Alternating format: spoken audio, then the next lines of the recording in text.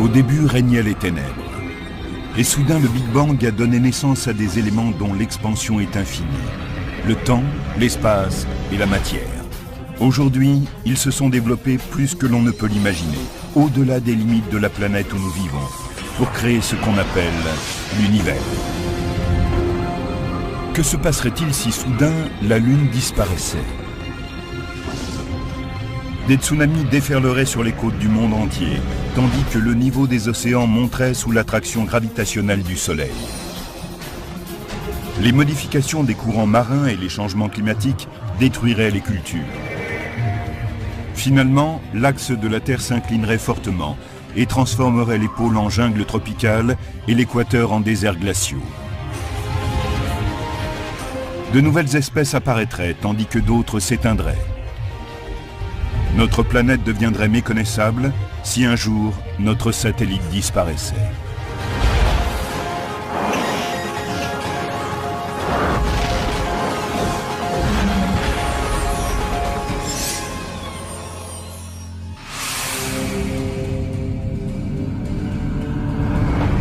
La Lune est une roche stérile et sans vie, mais elle joue un rôle d'une extrême importance dans l'histoire de la Terre. Jusqu'à quel point?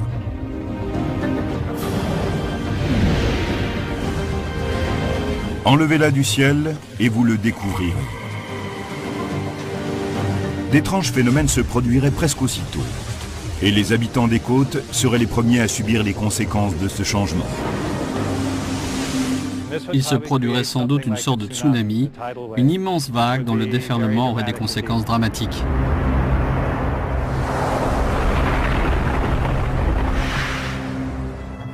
On sait que la Lune contrôle les marées terrestres. Elle tourne autour de nous, et sa masse attire l'eau des océans, provoquant un renflement de la planète sur le côté le plus proche d'elle. Et par une étrange bizarrerie de la physique gravitationnelle, un second renflement se forme du côté le plus éloigné du satellite. Beaucoup sont conscients que le Soleil joue un rôle dans la gouvernance des marées. Mais comme il est 400 fois plus éloigné de nous que la Lune, son influence gravitationnelle sur les océans est 3 fois moins importante.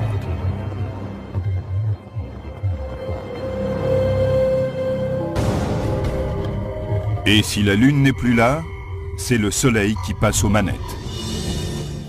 L'attraction gravitationnelle de la Lune au-dessus de nous forme comme un dôme d'eau. C'est une sorte d'énorme renflement. Imaginez qu'on coupe la corde qui nous relie à elle et l'eau reflue d'un seul coup sur la Terre. Sous la force gravitationnelle du Soleil, l'eau déferle en un immense tsunami. La force des vagues dépendrait de la position de la Lune avec le Soleil au moment où elle disparaît. Si la Lune disparaissait dans une phase de pleine Lune ou de nouvelle Lune, elle serait alors alignée avec la Terre et le Soleil. Les renflements de marée lunaire diminueraient et deviendraient des renflements de marée solaire qui seraient situés au même endroit. Et l'eau des renflements lunaires se répandrait vers d'autres parties du globe. Mais il existe une possibilité plus dramatique. Si la Lune disparaissait lors d'un quartier de Lune, le premier ou le dernier, le renflement de marée lunaire ne serait pas à la même place que celui de marée solaire. On assisterait sans doute à un déplacement très rapide des océans, depuis le renflement lunaire jusqu'au renflement solaire. Certains experts pensent que ce déplacement des masses d'eau détruirait nombre de points côtiers autour du monde. La puissance des vagues serait analogue à celle du tsunami de 2004 en Asie du Sud-Est. Mais celle-ci causerait encore plus de morts et de destruction, car elle déferlerait sur le monde entier. Deux vagues monstrueuses s'élanceraient d'est en ouest et d'ouest en est. Une ville côtière comme Miami serait bombardée par un mur d'eau de 15 mètres de haut, détruisant la plupart des immeubles de bord de mer, balayant tout le sud de la Floride et mettant en péril des millions de vies.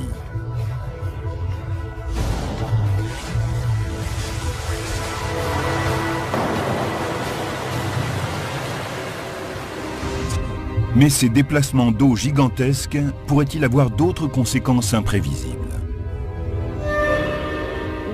On peut imaginer que le mouvement vers l'est, l'ouest, le nord ou le sud de cette masse d'eau pourrait perturber les courants. Le Gulf Stream apporte de l'eau chaude des Caraïbes jusqu'à la Grande-Bretagne. Cela permet à celle-ci de bénéficier de plus de chaleur qu'elle n'en aurait, quand on considère qu'elle est située très au nord. Le climat est un système très délicat. Lorsqu'on donne une impulsion d'un côté, c'est l'autre qui répond. On peut imaginer que la production alimentaire et le mode de vie global seraient terriblement altérés s'il faisait plus froid en Europe du Nord. Le désert du Sahara est un exemple de zone autrefois verte et fertile, qui s'est transformée en désert. Les changements climatiques peuvent avoir un impact important sur la vie humaine.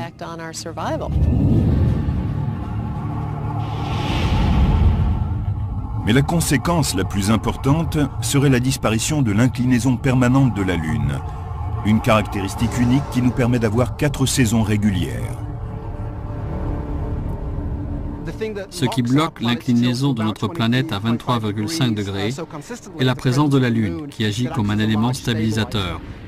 Si elle disparaissait, nous entrerions dans une phase plus proche de celle de Mars. L'inclinaison de celle-ci, au lieu d'être stabilisée à 23,5 degrés, connaît des variations importantes, allant de 15 degrés jusqu'à quelque chose comme 75,8 degrés.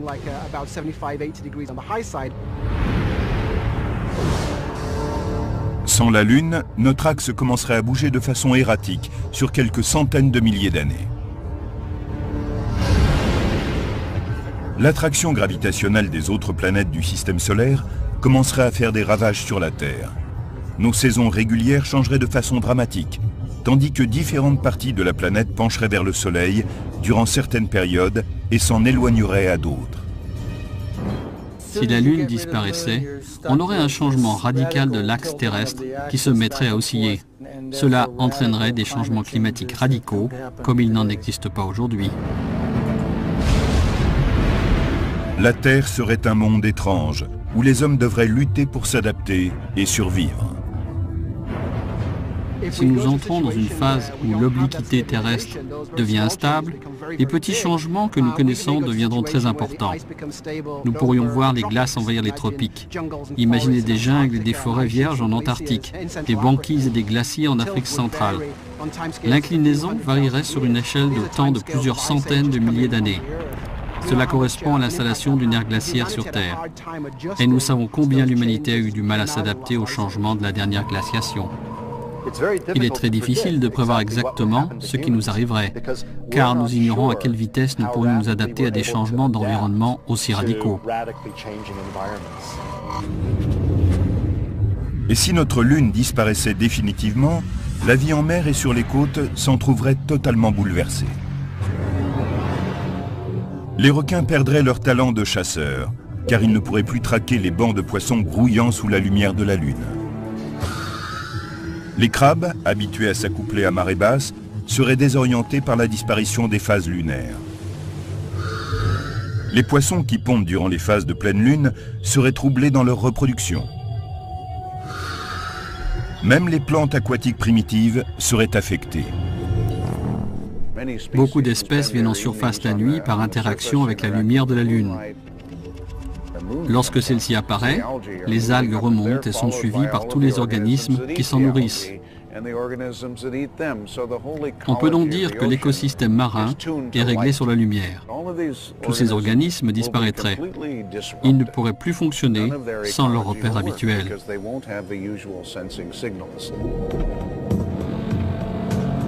Des millions de gens souffriraient de manque de nourriture. Et les économies côtières seraient dévastées par la destruction des espèces marines.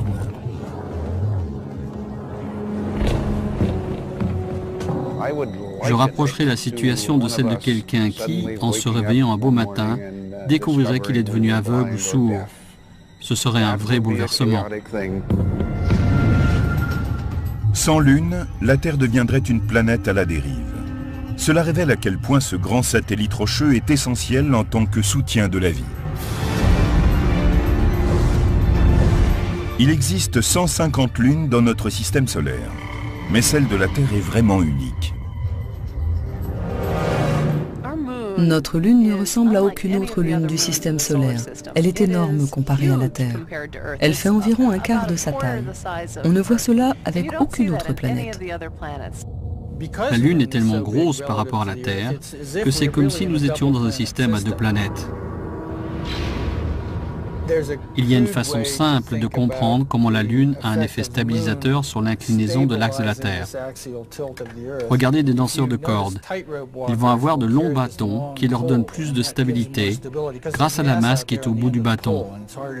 C'est ainsi que la masse de la Lune, à une certaine distance, peut contribuer à la stabilité du système. Mais la Lune n'a pas toujours été notre compagne. Il y a eu une époque très tôt dans l'histoire de la Terre où elle n'avait pas de satellite. Une époque où notre planète était un endroit étrange avec des journées de 8 heures et un environnement en pleine fusion, trop rude pour abriter des formes de vie. Et puis elle subit la collision la plus violente de son histoire.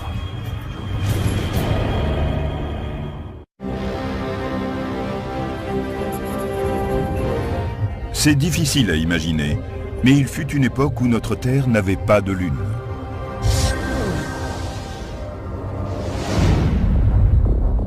Notre planète s'est formée il y a 4,5 millions d'années par l'accumulation et la fusion de quantités de débris au cours des premières étapes de la construction de notre système solaire. Pendant cette première période, notre Terre sans Lune était un ramassis monstrueux de coulées de lave, de roches en fusion et de fer à l'état liquide. Son atmosphère était remplie de dioxyde de carbone, épais, lourd, incapable d'abriter des formes de vie. Il avait été rejeté par les entrailles de la Terre. Il n'y avait quasiment rien sur cette planète. C'était glauque comme endroit. Beaucoup d'éléments entraient en condensation. C'était un endroit très hostile, même pour la chimie de la roche. C'était une vraie pagaille.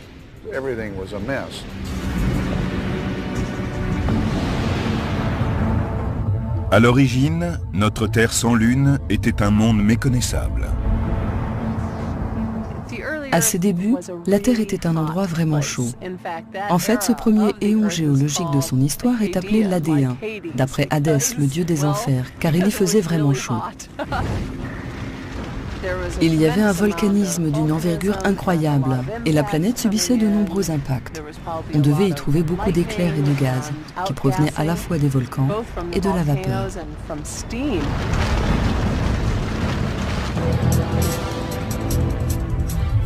À ses débuts, le système solaire n'était guère plus stable. Il était né d'un énorme disque de gaz, de débris et de poussière qui tourbillonnait autour du Soleil qui venait de se former.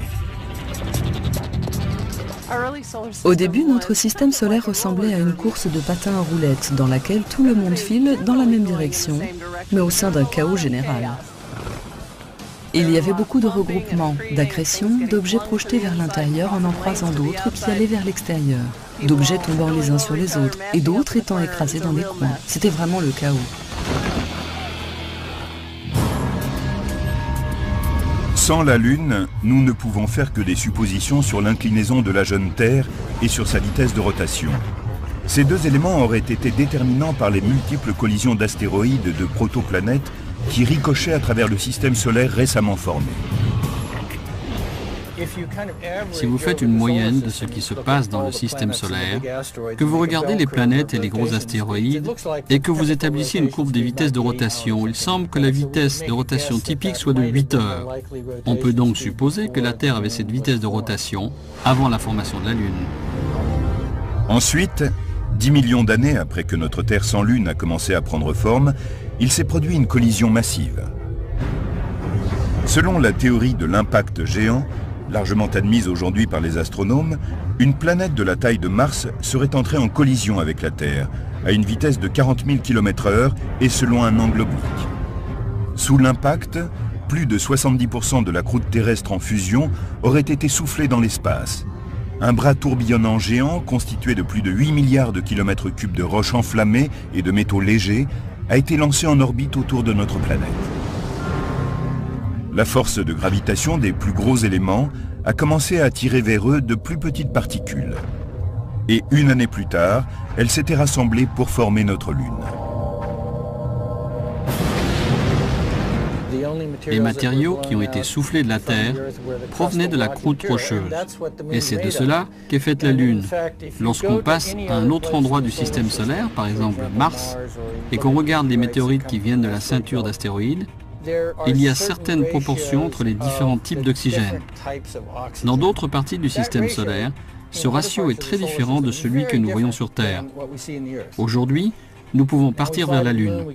Nous prélevons des roches lunaires et nous voyons qu'elles ont exactement le même ratio d'oxygène et d'isotopes que la Terre. Cela prouve que ce matériau est venu de la Terre et cela confirme l'idée de la théorie de l'impact. L'énergie libérée par cette collision géante est équivalente à la puissance de 6 000 milliards de bombes atomiques. Cela équivaut à 1 millier de bombes atomiques par habitant de la Terre.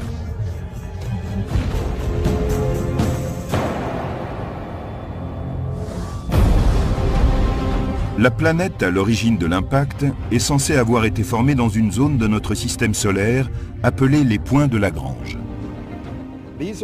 Ce sont des régions situées à 60 degrés devant ou derrière la Terre, mais à une distance similaire du Soleil. Les débris peuvent rester fixés dans les points de Lagrange pendant 10 millions d'années, bloqués entre l'influence gravitationnelle du Soleil et celle de la Terre. Mais Jupiter a frappé l'impacteur hors de son cours.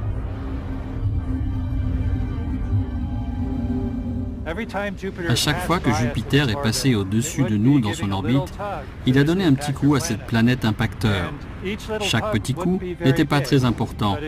Mais quand on a, par exemple, une voiture bloquée dans un fossé ou dans la neige, comment fait-on pour l'en sortir? On la bouscule progressivement. On la pousse un peu, elle revient. On la pousse un peu plus, elle repart plus loin. C'est ainsi que par une série de petites secousses, on arrive à la dégager. C'est exactement ce que Jupiter a fait avec cette planète impacteur. Et une fois qu'elle a quitté le point de Lagrange, elle n'est plus stable, elle est condamnée. C'est ainsi qu'elle va finalement entrer en collision avec la Terre. Après un cataclysme géant, la partie intérieure du bras de débris éjecté forme un bouquet qui est constitué d'un matériau venu du cœur de fer de l'impacteur. Ce bouquet plus lourd entre de nouveau en collision avec la Terre et est absorbé au centre de la planète. L'impact géant était réellement le plus grand événement que la Terre ait jamais vécu. Maintenant que nous avons un noyau ennemi, cela rend notre planète plus dense et notre force de gravitation plus puissante qu'elle ne le serait autrement. Le cœur en fusion, plus grand, a besoin de plus de temps pour refroidir. La chaleur est accrue et crée des fissures dans la fine croûte terrestre.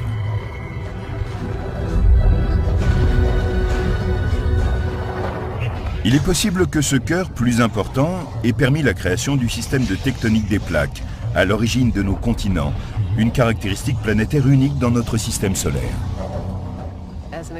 Mars était beaucoup plus petite.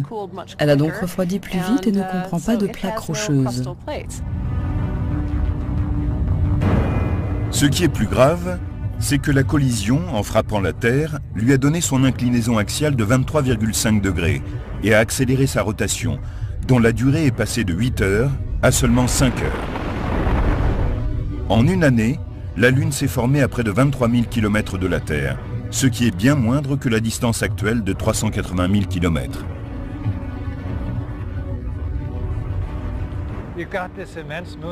Il y avait une immense lune dans le ciel, 15 fois plus grosse qu'aujourd'hui.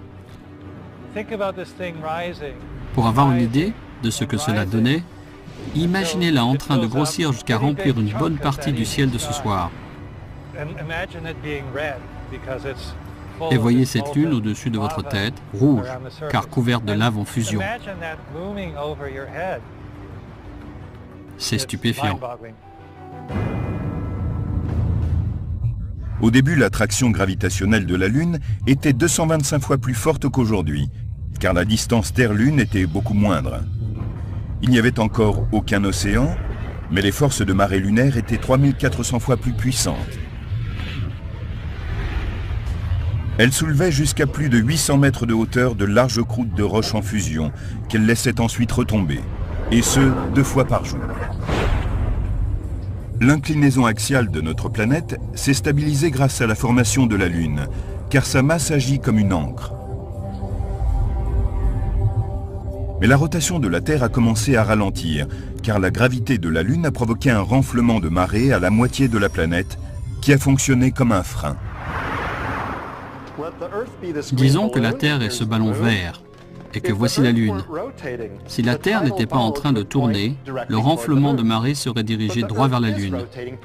Mais la Terre tourne très rapidement. De ce fait, le renflement de marée a tendance à être un petit peu en avance. Cela signifie que la gravité de la Lune tire un peu vers l'arrière, le renflement de la Terre, et retarde ainsi sa rotation, même si c'est très léger. Mais le renflement de marée terrestre a aussi une influence sur la Lune. Ce renflement de marée tire la Lune vers l'avant et tente constamment de l'accélérer. Mais celle-ci se refuse d'aller plus vite dans son orbite. Imaginez que vous ayez une fronde et que vous la fassiez tournoyer. Elle s'écarte de plus en plus. C'est ce que fait la Lune. Elle va vers l'extérieur parce qu'elle est poussée sur le trajet de son orbite. C'est ainsi que petit à petit, la Lune s'éloigne. Le balai gravitationnel qu'accomplissent les 2 partenaires éloigne la Lune de la Terre à la vitesse d'environ 4 cm par an. Sur des milliards d'années, le phénomène de récession de la Lune a ralenti la rotation de la Terre, qui, de 4 heures pour une journée, est passée à nos 24 heures. Le phénomène de rotation de la Terre, influencé par la Lune, correspond un peu à ce qu'on voit quand une patineuse tourne sur elle-même. Elle ramène ses bras au plus près de son corps, tourne de plus en plus vite, puis écarte les bras pour ralentir. C'est ce que les physiciens appelleraient un moment cinétique ou angulaire.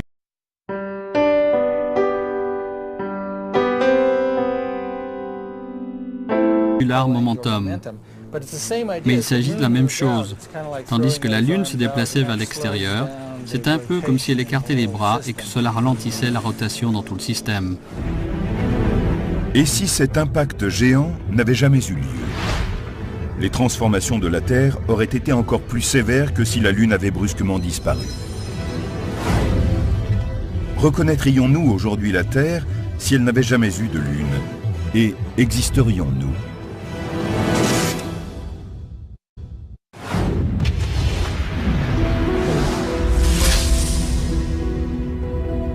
Si la Lune avait brusquement disparu, la Terre aurait connu des tsunamis sans doute, une modification des courants marins, l'extinction des formes de vie marine et d'éventuelles variations climatiques gigantesques. Mais si la Lune n'avait jamais existé, personne ne reconnaîtrait aujourd'hui la Terre. Sans la Lune, la vie sur Terre serait certainement différente. Il se pourrait en particulier que les humains n'aient jamais existé.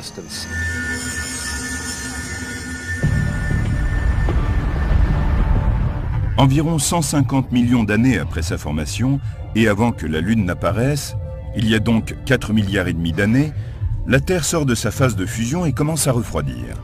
La journée ne dure alors que 8 heures. On peut imaginer que tout était accéléré au cours de cette journée de 4 heures et de cette nuit de 4 heures. Les nuits devaient être totalement noires sans la Lune. Une fois refroidie, notre planète devient assez tempérée pour retenir l'eau. La chaleur qui s'échappe du cœur de la planète amène la vapeur et le dioxyde de carbone au-delà de la surface, ce qui crée la couche atmosphérique. L'atmosphère se serait retirée et, avec le refroidissement, des tempêtes de pluie torrentielles auraient permis la formation des océans. Des astéroïdes glacés frappent continuellement la planète, lui apportant une source d'eau importante. Avec un noyau en fusion plus petit et plus froid, il n'y a pas de tectonique des plaques, et donc pas de hautes montagnes ni de vastes océans.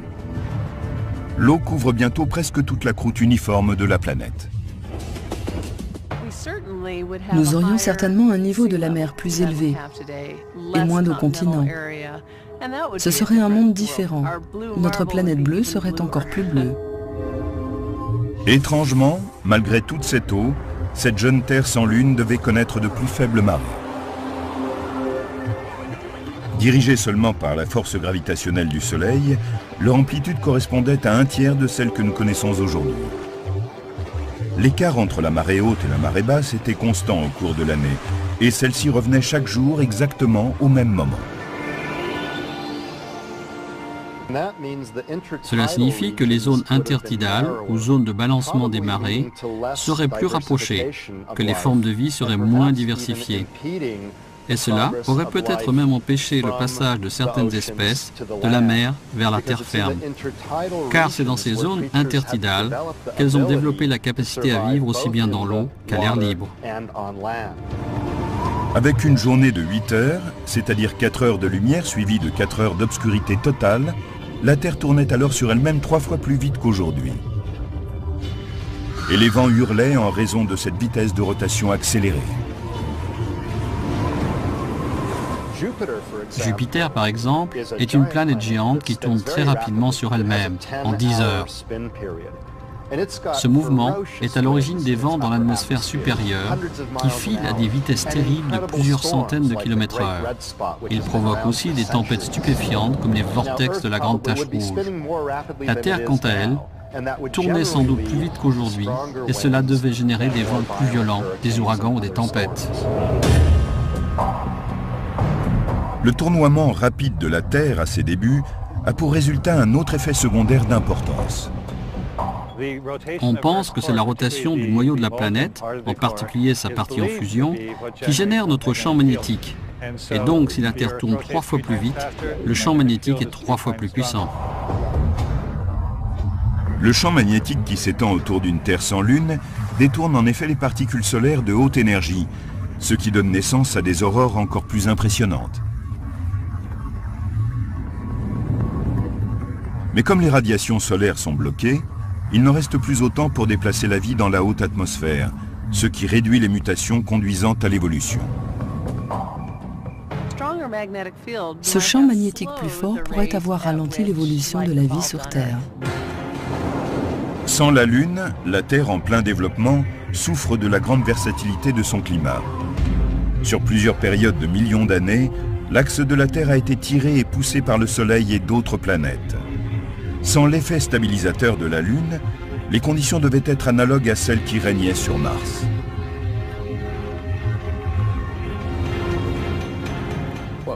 Nous avons appris au cours des 20 dernières années que Mars possède un axe très instable, parce qu'il n'a pas de grande lune. Quand on regarde la planète rouge, on peut voir à sa surface des formations géologiques créées sous différents types de climats, selon l'inclinaison de l'axe polaire. Sur Mars, on voit des lits de fleuves asséchés, des dépôts glaciaires et d'autres formations comme de la glace près de l'équateur. Et tout d'un coup, nous avons compris que le climat avait changé sur Mars. C'est ce qui explique que nous puissions voir ces anciennes caractéristiques géologiques. Comme pour Mars, l'axe de la Terre sans la Lune pencherait et bouleverserait entièrement la planète. Sur une période de millions d'années, notre axe aurait oscillé de façon chaotique. Il aurait été parfois vertical et parfois proche de l'horizontale. Quand il est vertical, la planète connaît des journées de 12 heures. Quand il est horizontal, les pôles sont dirigés vers le Soleil et deviennent des jungles. À cause de ce déplacement erratique de l'axe terrestre, le climat devait connaître de grandes variations, ce qui rendait plus difficile l'épanouissement de formes de vie, puisqu'elles devaient s'adapter en permanence à des conditions différentes, passer de périodes glaciaires à des périodes de chaleur.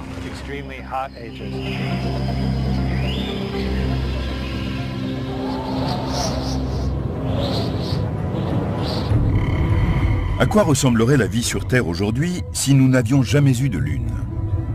Des journées courtes, des vents forts et des conditions climatiques différentes auraient sans doute donné naissance à un monde étrange, peuplé de créatures tout droit sorties de l'univers de la science-fiction.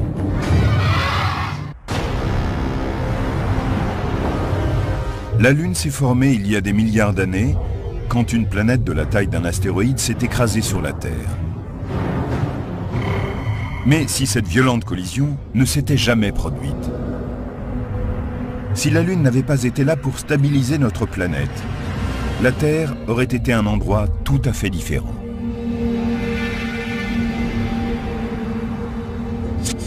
À ses débuts, la Terre tournait très vite. Chaque journée comprenait 4 heures de lumière, suivies par 4 heures d'obscurité. Au long de milliards d'années, la force de gravitation du Soleil et la friction des marées auraient allongé ces journées de 8 heures à 12 heures. Mais c'est encore 2 fois plus rapide qu'à l'heure actuelle, ce qui produirait des climats extrêmes, des tempêtes dévastatrices et des vents très puissants.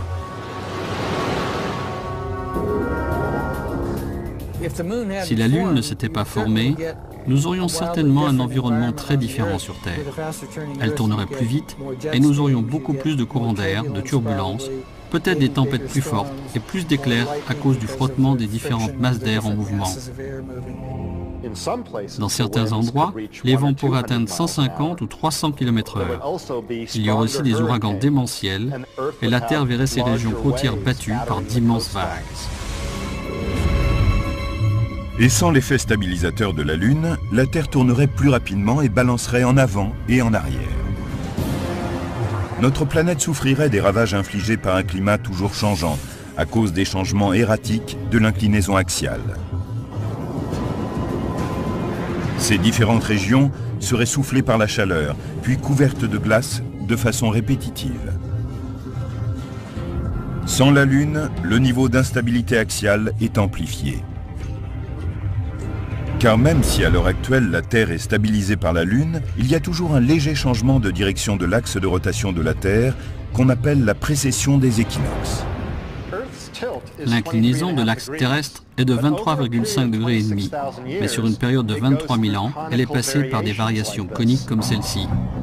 Et si la Lune n'existait pas, ce vacillement serait encore plus imprévisible.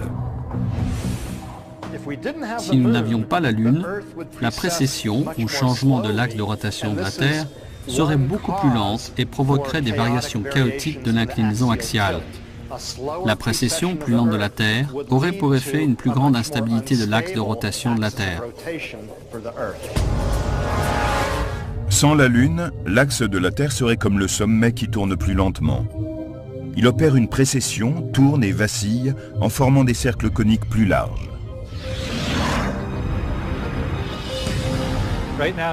En ce moment, à 26 000 ans, il y a une zone très stable. Cela va de plus en plus lentement. Durant 40 000 ans, 50 000 ans, peut-être 60 000 ans, et puis on atteint une phase chaotique et tout va de travers. Avec un climat plus menaçant et plus instable, l'évolution sur une Terre sans Lune passe par des phases soudaines d'adaptation et des phases violentes d'extinction. Des formes de vie étranges ressemblant à des champignons ou des espèces végétales deviennent vulnérables du fait qu'elles n'ont pas la mobilité nécessaire pour conserver leur avance sur les changements rapides du climat. Et des formes de vie complexes comme l'homme n'auraient sans doute aucune chance d'apparaître. Les variations climatiques seraient extrêmes et assez rapides. Il serait certainement difficile pour des créatures complexes d'évoluer parce qu'elles ne pourraient le faire aussi rapidement que l'environnement.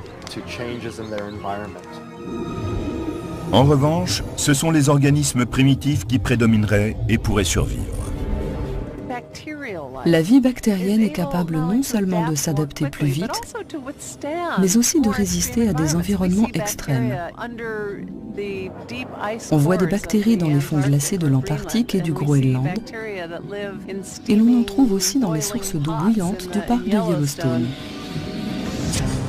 Si une forme de vie complexe avait pu évoluer, elle serait très différente de ce que nous connaissons, étant donné la brièveté des jours, la force des vents et les caractéristiques d'une Terre sans Lune.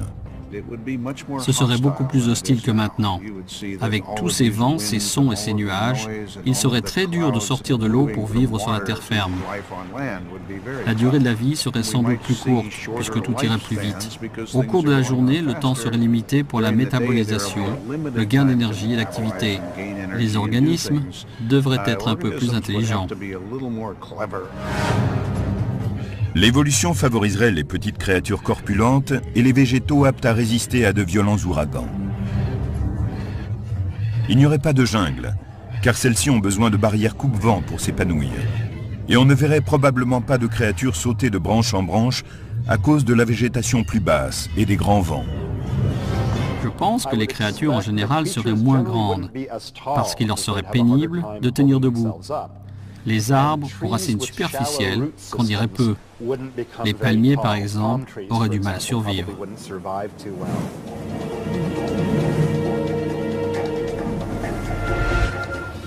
Les bourrasques perpétuelles favoriseraient d'autres types d'adaptations.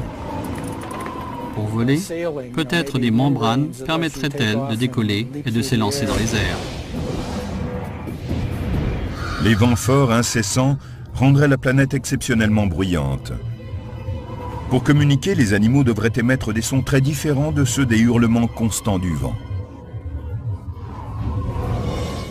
Il faudrait utiliser des sons et des longueurs d'onde différents du bruit d'arrière-plan.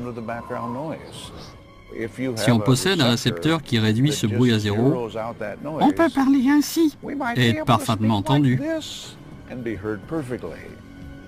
Nous serions alors tous des sopranos et notre système auditif serait accordé différemment. Des signaux visuels pourraient être développés pour éviter une surcharge auditive. Certaines créatures développeraient des appendices pour se protéger du vent et aussi communiquer, comme les marins se servent de sémaphores.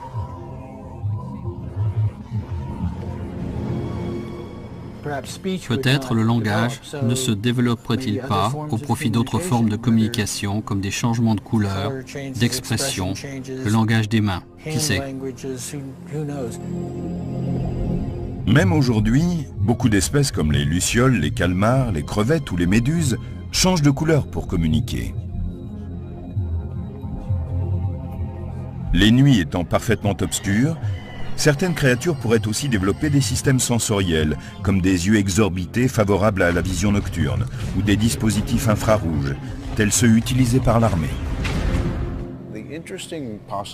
Ce qui est intéressant, c'est que les êtres vivants pourraient développer des capteurs tellement performants qu'ils décèleraient la lumière stellaire. Ce serait extraordinaire.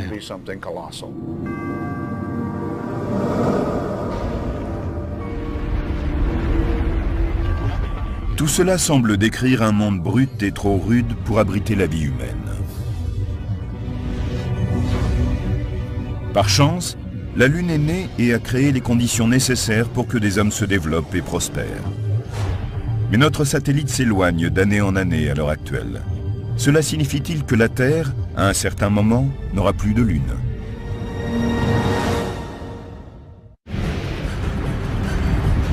À ses débuts, il y a 4,5 milliards d'années, la Terre était un enfer, un endroit en fusion où ne pouvait survivre aucune forme de vie.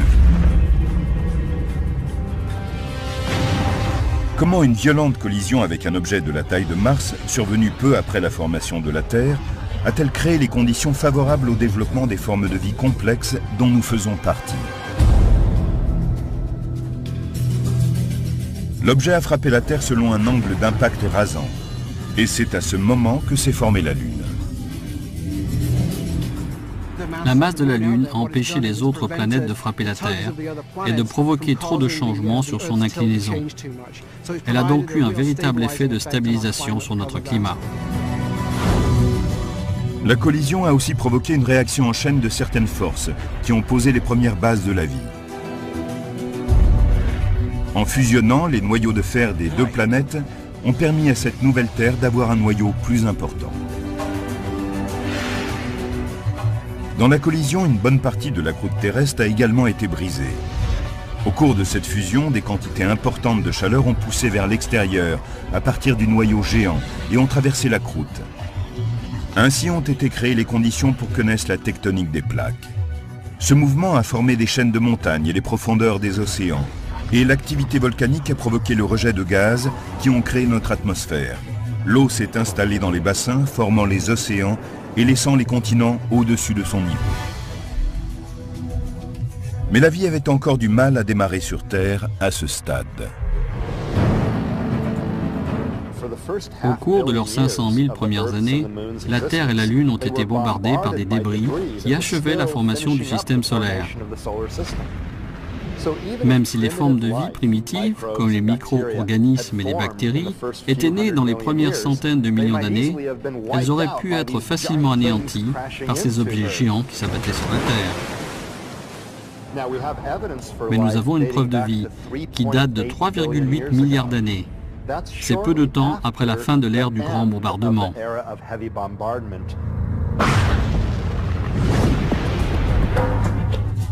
Depuis, à cause de la friction de marée entre la Terre et la Lune, celle-ci s'est légèrement éloignée de la Terre, dont la rotation a ralenti pour s'effectuer en à peu près 10 heures.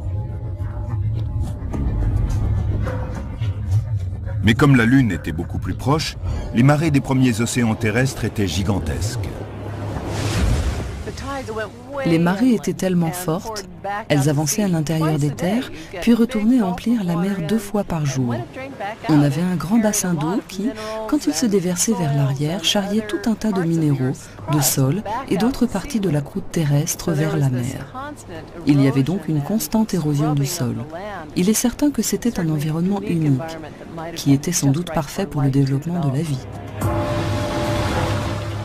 La zone intertidale entre la marée haute et la marée basse était immense. Les marées hautes déferlaient sur des centaines de kilomètres à l'intérieur des terres et refluaient quelques heures plus tard. Pendant les marées basses, les fibres moléculaires ont commencé à se former dans ces immenses zones de bassin. Quand l'eau s'évapore, seules les molécules d'H2O partent. Les dépôts organiques restant dans les flaques deviennent de plus en plus concentrés. On pense donc que la vie s'est formée dans ces petites flaques d'eau.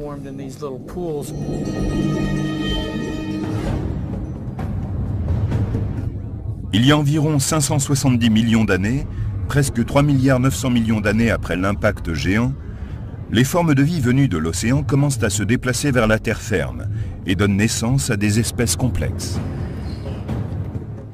Plus les régions intertidales sont étendues, plus on a des formes de vie diverses. En effet, les espèces qui vivent dans ces environnements peuvent parfois être exposées au soleil et parfois vivre sous l'eau.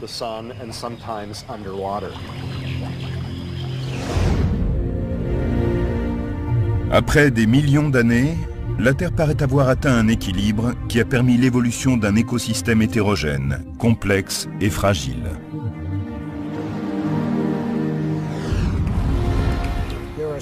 Il existe des climats trop uniformes, sans changement de saison, et qui ne permettent pas la création de formes de vie faute de stress environnemental.